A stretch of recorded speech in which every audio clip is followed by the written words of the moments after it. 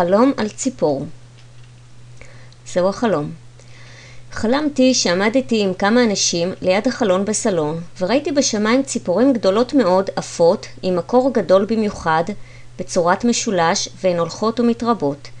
באיזשהו שלב אמרתי לבעלי שעמד לידי שיסגור את החלון, כי פחדתי שיכנסו הביתה, ובאמת אחת נכנסה. אני חושבת שבעלי הצליח לגרש אותה. אנחנו קודם כל בוחנים את הרמזים שיש לנו בחלום. הבעל מופיע בחלום. זהו רמז לכך שמדובר ביחסים ביניהם. היא נמצאת ליד החלון בסלון ביתם. גם זה מרמז על היחסים שלה עם בעלה, כי הבית שייך לשניהם. אז השאלה המתבקשת היא, מה מצב היחסים שלה עם בעלה? שאלתי אותה על כך והיא עונה. הוא לא כל כך מתעניין בי. אני חושבת שהוא עסוק רק בעצמו ושהוא לוקח אותי כמובן מאליו. אז אם כן, מדובר ביחסים שלה עם בעלה.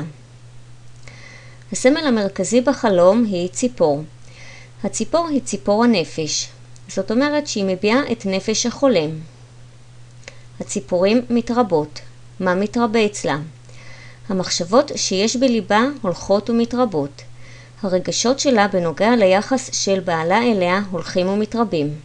כל מה שמטריד אותה בהקשר לבעלה הולך ומתרבה אצלה בימים האחרונים. השיא מגיע בציפור שנכנסת לבית. הציפור שנכנסת.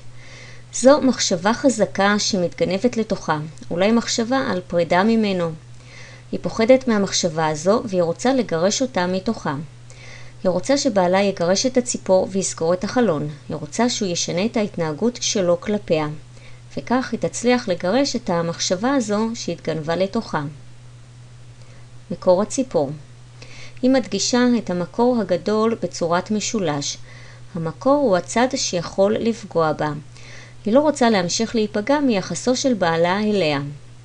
היא רוצה שינוי. החלום מדבר על היחסים של החולמת עם בעלה.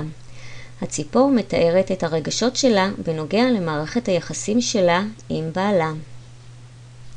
אז שיהיו לכם חלומות נפלאים. כאן יעל תורג'מן מנפלאות החלום.